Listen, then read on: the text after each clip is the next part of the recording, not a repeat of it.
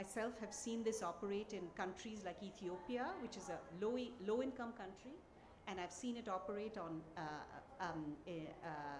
and really empower primary healthcare workers. But let's talk about India. India does some of these things already at scale. AI-enabled TB screening tools are helping increase case detection and reduce adverse outcomes. And this is very important because of the very high burden of TB in India.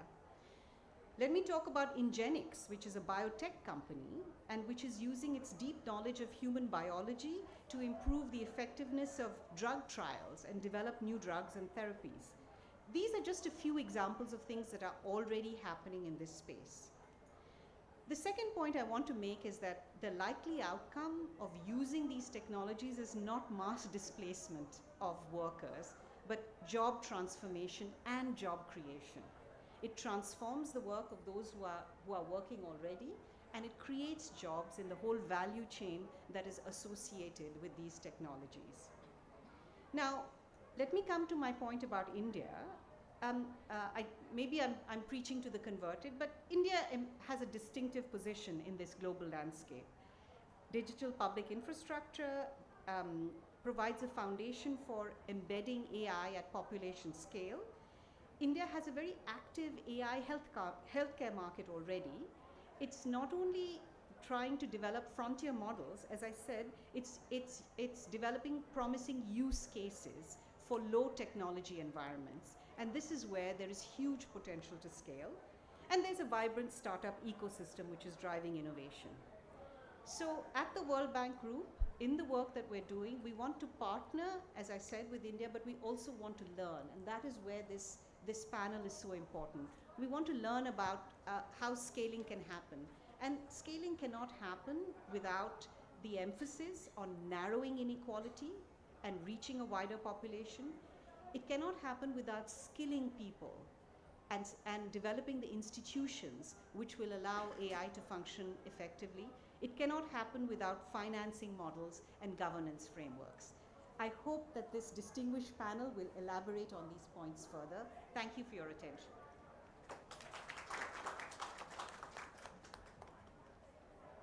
Thank you, Mamta. Thank you for reminding us of the role of AI as a UHC, Universal Health Coverage Accelerator, and the importance of AI for enhancing equity and resilience in health systems, and most importantly, the unique role that India has to play as a global learning platform. I would now like to welcome our high-level panel to discuss and debate some of these issues. Bios are on the screen, will appear on the screen. Starting with Geetha Manjunath, CEO and founder, Niramai Health Analytics. Dr. Geetha Manjunath is founder, CEO, and CTO of Niramai Health Analytics, a gold medalist with a PhD from the India Institute of Science, Bengaluru, and management training at Kellogg, Chicago. She has over 30 years of experience in IT innovation. She holds over 50 US patents and has received numerous awards, including the CSI Gold Medal, the BIRAC Winner Award 2018, Forbes Top 20 Self-Made Women, and Women Entrepreneur of the Year 2020 by Biospectrum India. We then have Kala Vadijivi, Executive Director and Head, Global Development Center, Siemens Healthineers. Kala leads technology teams in India and Slovakia, with DC India as the company's largest tech hub outside of Germany. She was a NASCOM Executive Council member from 2025 to 2027, an active industry leader bridging IT and healthcare, and a strong advocate for women leaders in tech. With over 28 years of experience, she focuses on using digital transformation to expand quality healthcare, especially for underserved populations. Moving on to Pramod Varma. Pramod is co-founder and chief architect of Networks for Humanity, building open, interoperable digital infrastructure for the AI-driven economy. It's told to read it. For over 15 years, he's been the chief architect of one of India's major digital public infrastructure, including Aadhaar, UP, DigiLocker, and so on. Preetha Reddy, Executive Vice Chairman, Apollo Hospitals Enterprise Limited. Preetha has led India's first JCI accreditation and helped establish NABH standards, advancing quality and sustainable healthcare. She also guides NatHealth, the International Hospital Federation, and serves on the World Bank's High-Level Advisory Council for Skilling and Jobs. She was named among Fortune Asia's 100 Most Powerful Women in 2024 and 2025. Kiran Bhaskar, Joint Secretary and Mission Director, ABDM, National Health Authority. Kiran leads the implementation of the Ayushman Bharat Pradhan Mantri Jan Arogya Yojana and the Ayushman Bharat Digital Mission. He holds a computer science degree from IIT Bombay and a master's in public administration from Harvard Kennedy School. And last but not least, Karthik Arappa, Regional Advisor, AI and Digital Health, WHO CRO. Dr. Arappa is a physician scientist and digital health leader with over 20 years of impact across government and global institutions. An IAS officer, he served as Health and IT Secretary in Punjab, where he launched national firsts in blockchain-based health recruitment, population-scale AI evaluations, fraud detection, and large-scale digitization of primary care. So welcome, everyone. All right, so the focus of the first round is what has worked at scale and why. I'd like to encourage you all to keep your interventions to 2 to 3 minutes in order to allow time for more rounds and questions from the audience, okay? So Geeta, starting with you, there is no shortage of AI pilots in health. Which innovations have truly moved to scale and improved outcomes? And why did they succeed while others failed or stalled? Okay. Again, thanks a lot for inviting me to be to this elite panel, I would say, and a very, very interesting topic to discuss, and excellent audience. From my perspective, of course, there's a lot more to do. I wouldn't say it's worked already. I think there's a lot more for each. But some of the best cases I know where AI has been used effectively, and just sort of, to set the context a little bit more, is like AI in healthcare can be used at broad level in 2 categories, right? So one where it is helping improve the operational efficiency, making things faster, making experience better, resource utilization better, so the non-clinical usage angle of it. And second is where AI in healthcare is using and helping, as ma'am mentioned before, making healthcare workers and doctors make clinical decisions much better, faster, and at the right time and the right place. So essentially the clinical decision support systems. So my focus is on CDSs, and in that space I would say where AI, some of the examples would be like, for example, Cure.ai, where they're using AI on X-rays to basically, chest X-rays to figure out TB, potential lung cancer and so on. That's there. And second, of course, we are trying to make some Mickey Mouse steps, but we have actually sort of made an impact on 400,000 women. This is on AI on breast cancer screening at Niramai, we call it Niram.ai as well, where we use AI on thermal scans to detect breast cancer, triaging at least immediately, and also generate detailed report for women who are at high risk.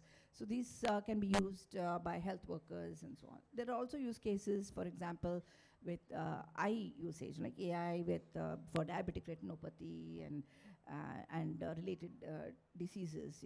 Remedio, for example, is doing. Forus is doing. These are some startup-led activities, and also, bigger organizations like Siemens, Philips are also working on how to use AI in this. But when you talk about grassroots levels, some of the things that we need to be focused on is how do these tools work in the hands of the real healthcare workers? So the literacy levels, the IT savviness is like really, just to give a specific case in point, right?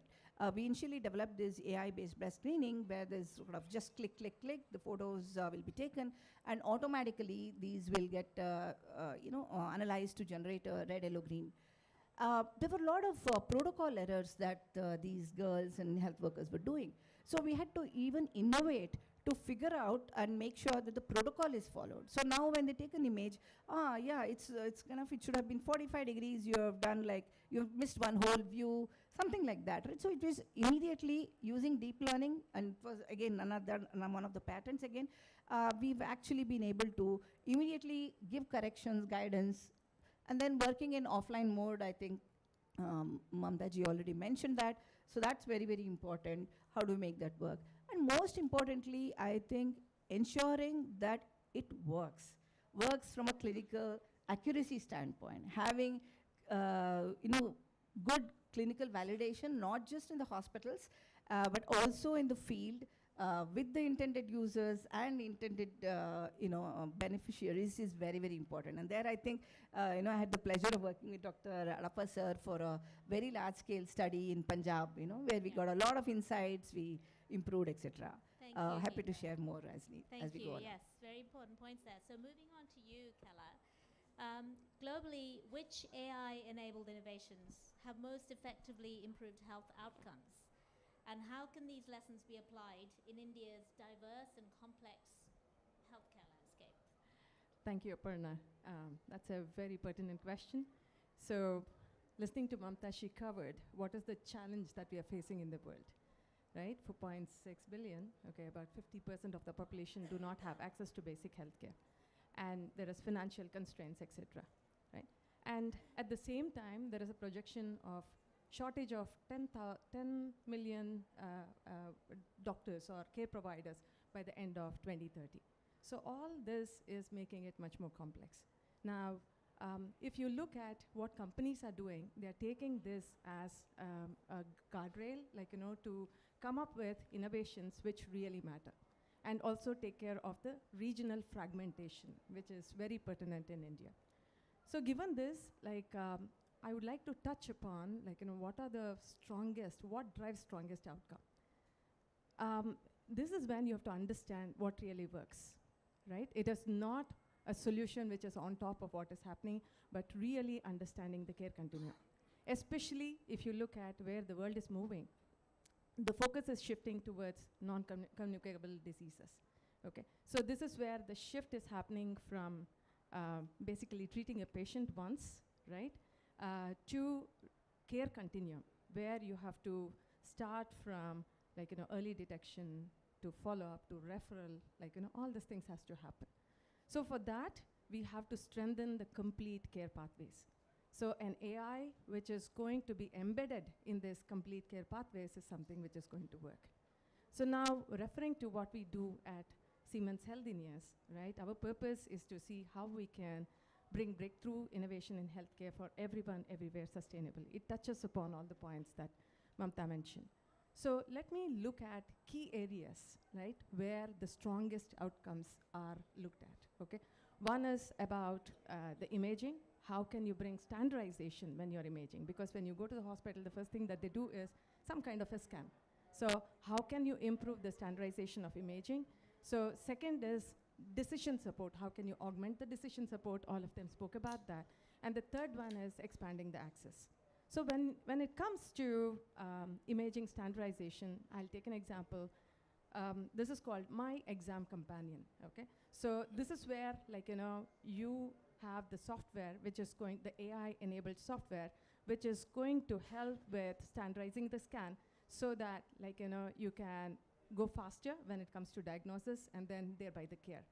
Second is about the decision support. I'll give you an example of AI RAD Companion, where it helps the radiologist to plan faster, and it'll bring out the abnormalities and helps the radiologist or the oncologist to plan faster, to look at the contouring and then see how the therapy can be addressed going forward. So, and the third one is expanding access. So there is a huge difference between the rural and urban, right? We don't have as many specialists in the rural areas. So we have solution, this is called Single Virtual Cockpit, where it allows the expert to connect remotely and guide the people on the other side to get to the outcomes. So in essence, I would say something which is going to augment the clinicians and help to get to the results faster, embed in the workflow so that the diagnosis can be done faster, and then finally look at scaling it. So this is where we can get the best outcomes. the recipe of success. So moving to you, Pramod. Having built one of the world's largest digital identity systems, where do you see AI making the biggest impact on health outcomes? And what lessons from Aadhaar can guide its responsible deployment? I am the only non-healthcare person on this panel, I think. Oh, you too. Okay. Yeah. All right, but at least by role, you have NHA running under you. So I don't even have a role, so it's pretty easy for me to answer.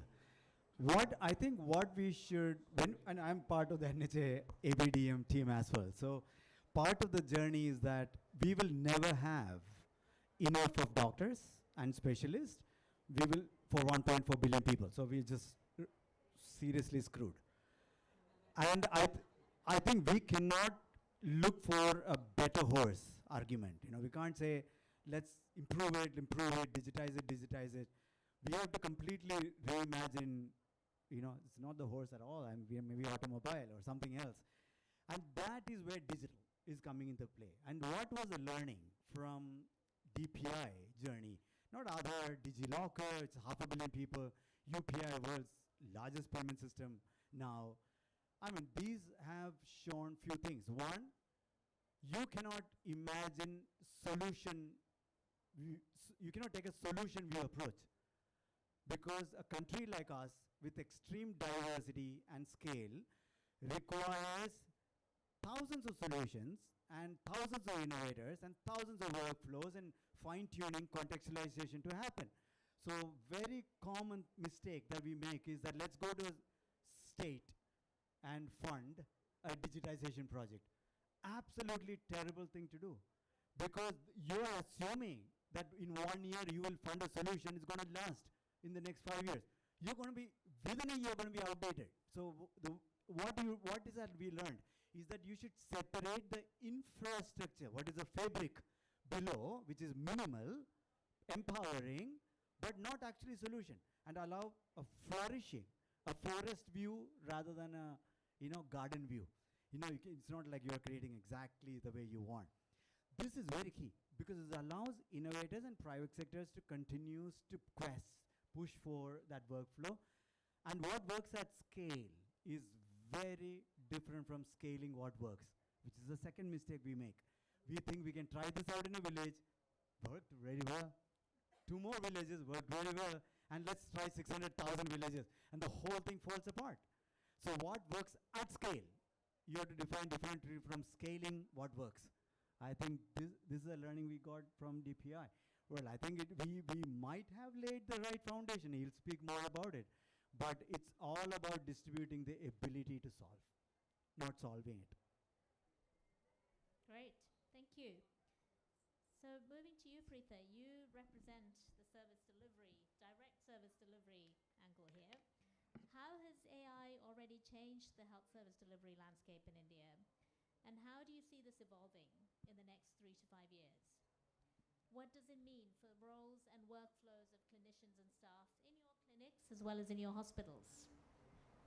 Thank you. After Pramod's level and depth of what he's done, this is a little bit basic, but I'm just going to attempt that.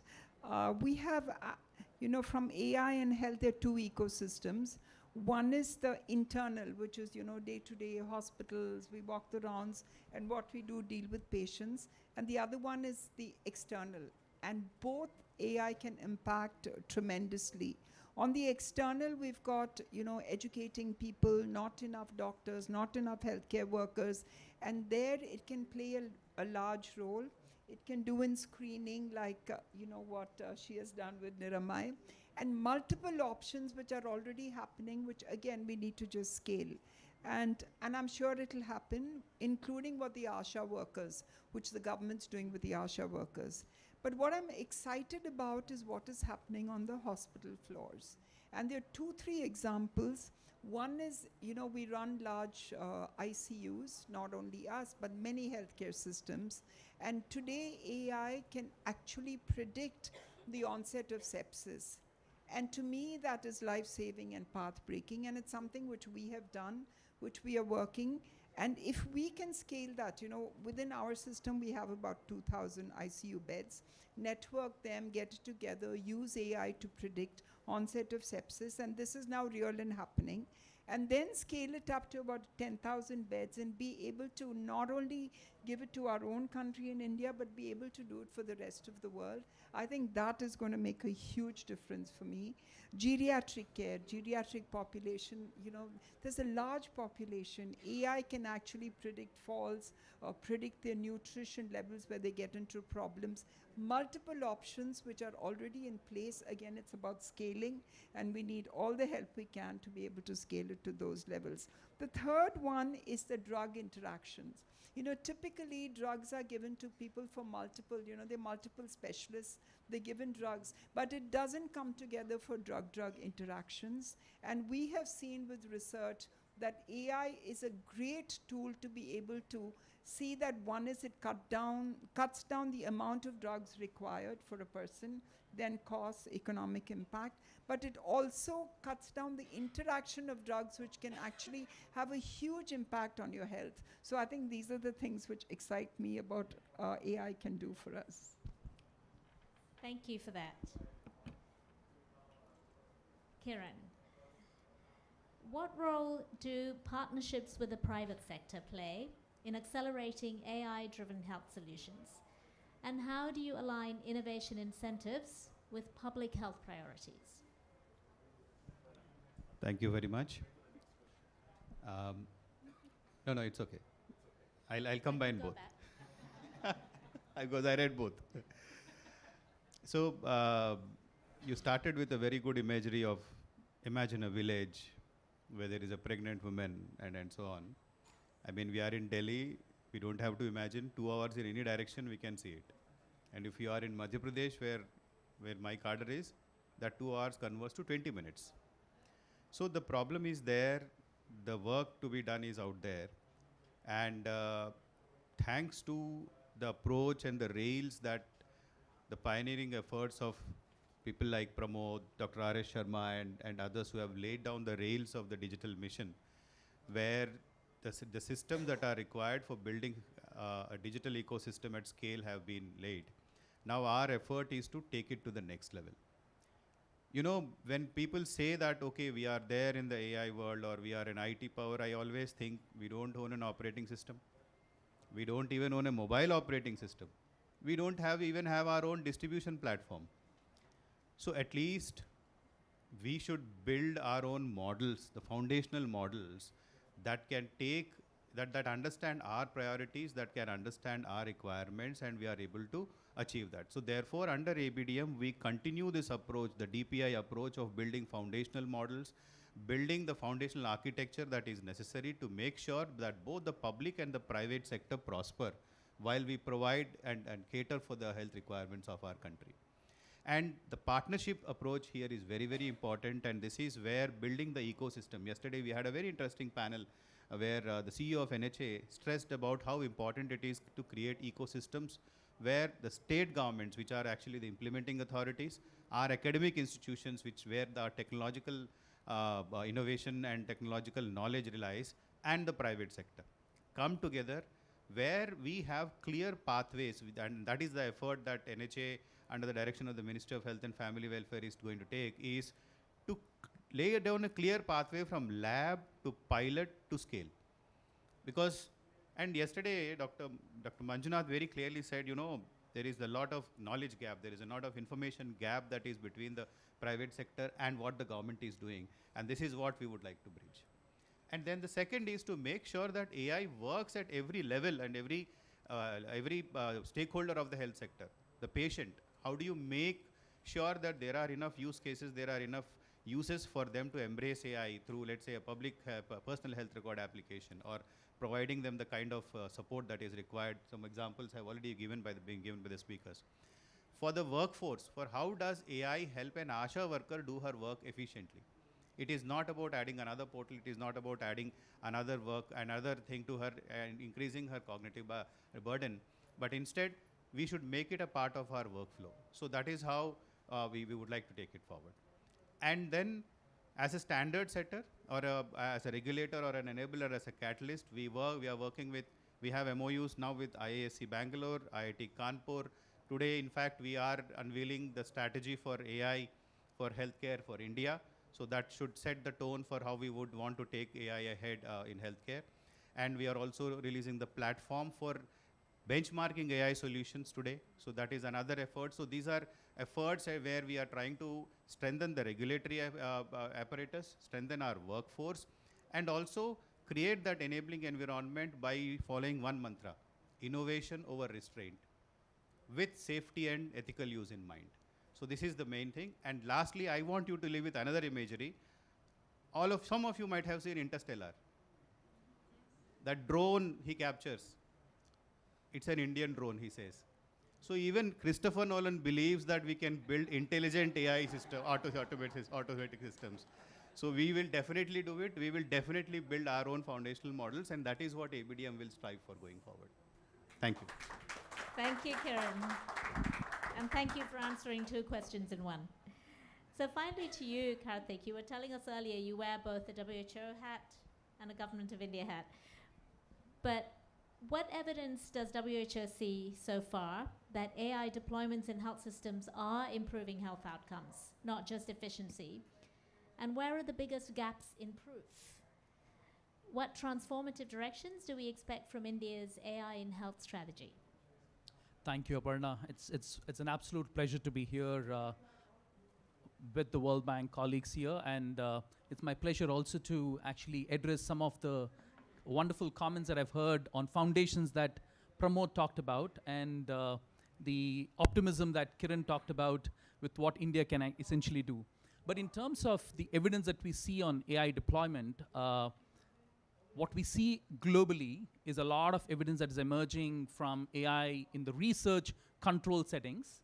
But then as you move from the lab to the bedside, essentially all those applications which are evidence-based are essentially not moving into clinical environment.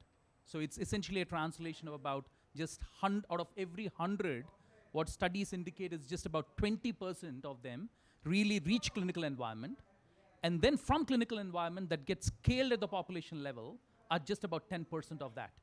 So while and that's primarily because what Pramod essentially talked about, how do you scale what works, is not something, the recipe of that in AI is essentially not very clear to countries.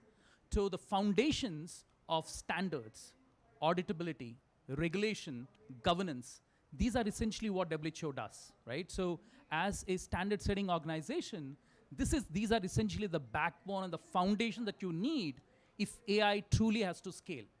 And very often, as Pramod did talk about, most funding organizations, donors, would really want to pilot. And 20 years of digital health, what we've realized is the big phenomenon of pilotitis, right? What we're interested is those shiny, glamorous pilot tools rather than building on foundations. And that is essentially why, even in a big event like this, the most important sectoral contribution is how does each sector create those foundational guardrails for every ecosystem to thrive. And for healthcare, for India, having a strategy on how do you use AI, both in the lab settings and then move to clinical environment, generate that evidence, and then scale at the population level. That is essentially the foundations of that is what the AI strategy for India does. One, identifying what should those governing principles be. Two, how do you get essentially data? In India, there's so much of data that we have, and so instead of encouraging standalone applications, how do we use existing digital platforms? Say, for example, Nikshai, which is essentially rolled out at the national level, building AI applications on that is much more easier. And that's what its scale which works. As against trying to build individual pilot-based, product-based, project-based focus, and then moving away from the shiny pilots to more of the foundational elements that every country needs to scale. And that's essentially where, globally what we see is health systems, even in the US, except for Mayo, which has essentially become a factory for AI tools, even a Stanford healthcare system is essentially struggled in the last decade to bring tools from research to get them implemented in the hospital level, at the system level. So in fact, when Stanford had its first chief AI scientist, Nigam Shah, appointed about 4 or 5 years back, Nigam had only a 2-job role, which is essentially to bring evidence-based tools from lab to the clinical environment. So essentially, this is a huge cliff moving from the lab to the bedside and then bedside to the clinic. So I just want to say, in terms of evidence, what we see is just very intermediate evidence in terms of improving health outcomes. But I think the science of how do you scale is through these foundations which I talked about, and not really the shiny pilots.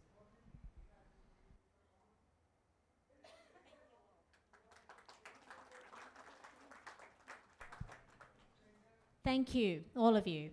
So the beauty of a panel like this, of such experienced, qualified, knowledgeable people, is that in the one round, you get so much on both insights, scalability, the future of AI, literally.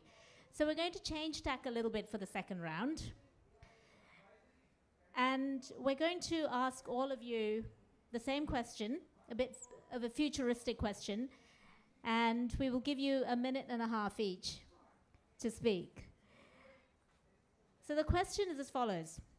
If we were to reconvene 3 years from now, what is the one measurable change that would prove AI in health has moved beyond pilots to delivering equitable system-wide impact?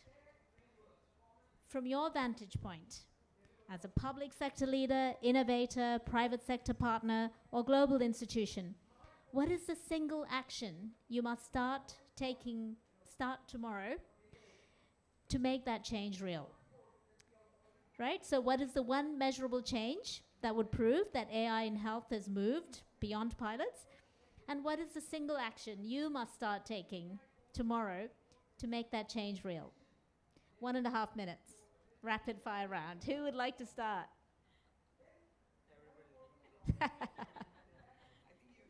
Yes, Pramod. It looks like you're ready to go. None of the healthcare specialists want to go. Okay, I think I would look at it from few things, and I want to go back to the Karthik's earlier point. We should move from scarcity to abundance mindset. So we have to ask what's scarce and will remain scarce, and how do we look at what is abundant, happening abundant, and look for that abundance. Second, we must look at the foundations that are necessary but not sufficient. So DPI, if you look at it, none of the DPIs solved anything.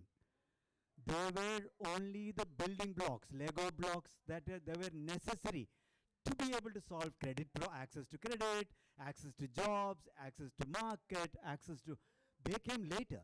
So we have to ask this question. If you want to look for the next 10, 20 years, and no one knows what the future is going to be, what will you do today? I will bet on the underlying Lego blocks so that we have optionality as a strategy for the future. That means we have options in the future because we have no idea what the future entails. That gives us, I will do one action. I would absolutely invest, in addition to the ABDM building blocks, which is portable records, portable benefits, and so on, also to layer an open network for AI trials. What does it mean? Today, a startup in Bangalore absolutely struggles to obtain what the rules are, where does the data come from, how do I train, and the amount of harassment she'll have to go through FDA or equivalent ICMR and other approvals here, and literally sit with the doctor. That's not scalable. We want 10,000 Nirmais in this country, 10,000 of them. How do we do that?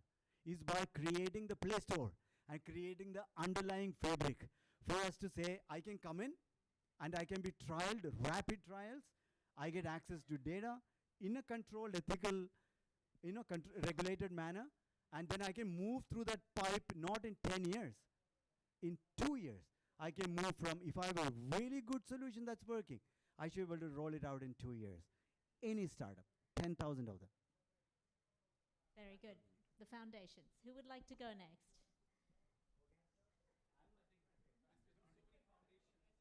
Your mic. With so much emphasis on foundations and with so many wonderful colleagues here, let me just reiterate a little bit more on the foundation part. First is, can we promise that every AI tool that a patient undergoes is being validated to that context? So typically, very often, we focus so much on building tools, but have we evaluated them? Have we validated them for that context in which they've been built? And that is something which is not very, is very easy to say, but how do you build those capacities, both in healthcare workers, create multidisciplinary teams that can validate every tool? So when I, as a citizen, use a tool, can I be sure that it is safe? It's been built ethically. It can be scaled for sure, but most importantly, is it safe to me and to my children? And two, it is equitable in both in terms of equity by design, privacy by design, right? So I think it is these foundations. Second thing is it auditable? Third, of course, is going to be governance. And very often, that's the most neglected piece. And so I want to just stay with these foundations of validation, regulation, auditability as the foundations of what we need if we really want AI to be something which is safe, effective, and of course, improve health outcomes. Go ahead. Yeah, sure. Okay, I have the mic. So good points, great points from Moji and Hadappa sir. So I'm a technologist, but I will wear a sort of the overall metric hat that you're looking at. Sorry, overall hat and then look at metric that is required, right? Instead of saying, was AI used, we have to go in the outcome based, right? You know, how many people were really benefited? If you want to sort of count and sort of have a metric after 5 years, 3 years, how many people were really benefited because of use of AI? Because once we prove the outcome, in India, and India is the best place. We have maximum number of problems, maximum AI talent, and beautiful pilots possible. And also, of course, agreeing to both points that Pramod and Karthik made. If we can measure the outcome as to, like, for example, every patient gets to know AI was used somehow. How, whether the hospital puts in or the patient puts in or something. And if we can track this number, and somebody, this becomes a kind of a data set that so many people every year is getting benefited really on the ground, right? Improving their health, detecting their cancer early. You mentioned some beautiful use cases in the beginning from a motherhood, pregnancy perspective. So like that, if we can actually log these use cases and case studies, and over time, if this builds and becomes a million, the world will be behind. How did you do this, right? You know, like for the example of the COVID vaccines, right? The outcome was really the proof point, right? I feel that's what we should aim to count. Thank you very much. So even I would look at the outcomes. I talked about the NCDs, which is a huge burden for us, and that is getting more complicated because of doctor to or caregiver to the patient ratio. And many a times it's about the dropouts. If there is a declining trend of the dropouts, okay, for the patients who are taking the care, right, and they get well, and then there is a good follow-through, that is one of the metric. In order for that to happen, we have to strengthen the pathways using AI, and we have to augment, like, all the caregivers in some way so that they don't do repetitive job, right? And then third one, we have to integrate everything which is happening in India, right? We have the ABDM, we have the right federated architecture that you spoke, and then three of you spoke about. How can that come together, and the right financial support thanks to the World Bank for all these things, and responsible AI. How can we get all of this together? And India becomes a model, a role model for inclusive, equitable AI for the rest of the world, because I believe we have all the ingredients. Maybe it will not happen within 3, but this should be the vision that we have. We become the example for the rest of the world because we have all the ingredients. That is success for me.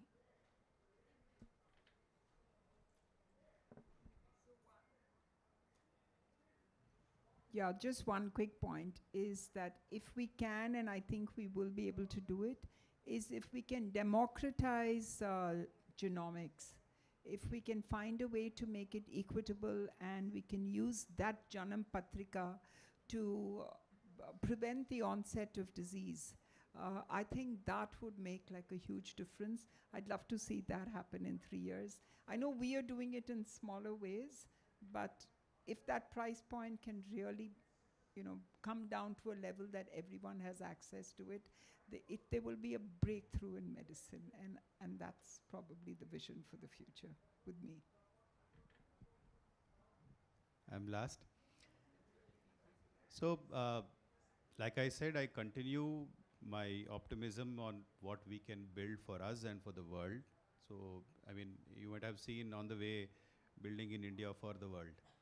So, in 3 years from now, I'm sure we would have our models which are working in our systems and also are helping the others, especially the global south. But as we do it, I think one important thing that we need to make sure is these solutions or these models that you are bringing in are safe and and also result in that equity. So therefore, what I would also start working from today work on is to start building something like a health cert. CERT is that computer emergency response system. Similarly, as we start using more and more AI, we need to start also monitoring it for bias, for drift, and for certain unwanted outcomes. So unless we start building safety into our systems from day one, it would have gone too far to bring it back ahead. So I think that is something that while I'll be very optimistic that we'll start building it, we would also start working on building a health cert from the beginning to make sure that we keep our AI within the reins as well.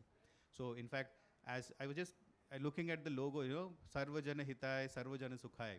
If AI were to really achieve this, building that safety into the systems is very important. So we should also start working on it from today. Thanks. Thank you, panelists. And you've done such a great job sort of sticking within our time intervals. We have time for maybe 2 questions, 2 very pointed questions. If you'd like to raise your hand. Okay, there are 2 there. Can I just take a microphone? So please introduce yourself really briefly and ask the question. 2. Hi, my name is Rohit. I'm from American Express. I'm a product manager. So I was looking into all of you speaking on this health ecosystem. What my question is like equity. When you say equity, that means we are almost a partner into this. So, and I was thinking out loud that if AI has to enable everything and maximize the potential of every person, then how the cost is going to come down, because the tools are remaining the same in healthcare, right? The humans are not the costs. The tools are the costly thing. So how AI is going to bring the cost down and make it more accessible, more functional to the locals? Thank you. So if you can think about answers to that, we'll take one more question. Thank you. I'm Priyanka Shrestha. I'm JPP for PHC from WHO CRO. So my question is for Kiran sir, actually. Given that HRH, human resource for health challenges, in our region reflect inequitable distribution rather than very absolute shortages, and we are prioritizing primary health care as equitable access for everyone towards universal health coverage, how can AI investments and innovations avoid concentrating AI readiness in secondary and tertiary settings instead of strengthening community-based PHC systems? Thank you. Thank you. One more question. Hello. Just over there. Good morning, everyone. I'm Rajiv Sekka. I'm the founder of a tech company based out of Chandigarh. My question is to both Pramod and Kiran. Well, there are 2 questions actually. One is, what is the plan of having a policy like or a framework like HIPAA as we have in the US for Indian audience? Okay, because I don't see any kind of framework or any kind of policy structure that is in place or regulatory in place. Okay, people are creating apps on ABDMs, but AI to me being a techie, AI to me is not just limited to apps and dashboards. Again, I recur with Mr. Geeta that it has to be outcome focused, not output focused. Okay, so creating so many apps on ABDM without a policy, without a framework, without a structure or a regulatory doesn't make much sense, because when Indian Medical Board of Governors launched their telemedicine guidelines in 2020, okay, like who the hell on earth is following those guidelines? I haven't seen hardly any app is available in the market which is out there and which follows all those practices, all those policies. Even prescriptions are not anonymized. Leave aside everything else. Thank Okay, you. the second question, sorry. Second I question think is, we only have time for one, unfortunately. So maybe, yeah, Okay. after. So the last question was specific to Pramod and Kiran, right? So would one of you like to take it? And maybe touch on some of the other ones on equity and Yeah, I'll give you a very high level, and I'll leave Kiran to speak about it. I think don't assume there are no rules. There's significant amount of best practices and rules that are evolving. Everything continues to evolve, and it's not obvious that on day one that everything needs to be improved. But we do have a privacy law. So the good thing is that we have DPDP that is going to give you an umbrella cover for us to be able to protect our privacy and so on. But specific to healthcare, anyway, I'll let him speak about it. Yeah, it's a continuum, I think. Oh, I agree with what Pramod says. I mean, it is an evolving phase. And, when you go to the government saying that I want to create another regulator, you yourself will not like it. Because, you want to regulate a space once it is what you call ripe for regulation, I would say. Currently, we are building towards it. Of course, that kind of regulation will have to come. It will definitely come. We are slowly putting the rails, the DPDP Act, the Health Data Management Policy. The thing is, you need to also have the capacity to regulate once you pass a regulation. So therefore, making sure that the regulator also has for example, I say today every AI solution should come to SEDESCO for approval. Does a SEDESCO have the capacity to complete all your verifications and give you? You will be in a queue. You will not even be able to go to the market at least for next 2-3 years. So the effort is we are building internal capacity. That is why the benchmarking platform. That is why the strategy and regulation will come. And once it comes, then you will tell me how much you like it. Then the other question that was asked of me, you're absolutely right. But the interesting thing is, it is more easier to approve or take out a solution that works at the primary level for screening, because, we are saying, let us take a graded approach. I mean, you don't have to pass every AI solution through the exact same rigor. Let's say it's an autonomous robo that will do operation. It has to go through an extreme rigor. But it is a simple workflow enhancement for an ASHA doing her day-to-day work. It will be relatively what you call easier to certify. So we are following that approach. By that, I'm sure more and more solutions, even the screening solutions that Dr. Manjunath and other panelists have talked about, they are already there getting used. They are in fact being used at the primary level. And at least in the government, the maximum number of solutions that have AI solutions that have been used, be it for TB, be it for diabetic retinopathy, be it for cataract, all are actually at the field level. So therefore, more and more solutions will come at that level, simply because they are easier to understand and easier to regulate, for a lack of better word. Yeah, so by the way, all of these solutions we've been talking about are CDSCO cleared, and many of you may know there's a class A, B, C, D depending upon the risk, right? So it is class C device. So just one point on the scale I wanted to mention that, I think it was more an implementation centric thing. So if more and more things are using, solutions are using cloud, cloud can actually give you the scale of the volumes, right? Because there's only if you actually deploy it on the cloud, more and more people use it, then the cost per solution, cost per API, cost per person comes down drastically. This is one way of doing it. Definitely economies of scale definitely will kick in. It's not just about the equipment, it's also about the operational and everyday usage. One last point, using AI, you can do things faster. There is an example where the scans can be done 70% faster. That means with the same resources, you can create many more scans and the cost will come down. One is about the implementation, another is about how can clinical usage, and cost will come down if the scale increases. Yeah, thanks. All good? Thank you. So as we come to the end of the session, let's go back to our community health worker, the one we started with. Her impact came from technology embedded in the system, backed by data standards, training, and trust.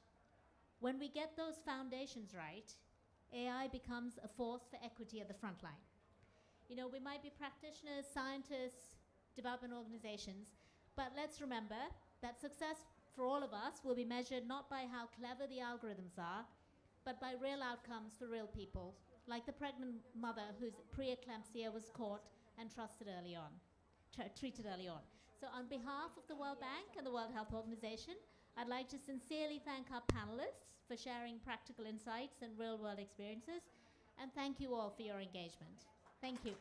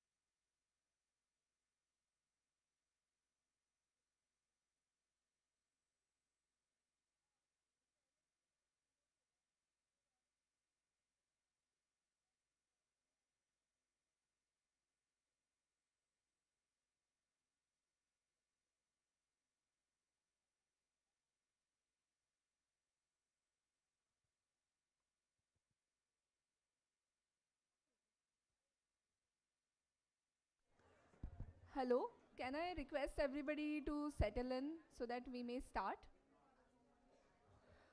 Sir, please. Mr. Munde.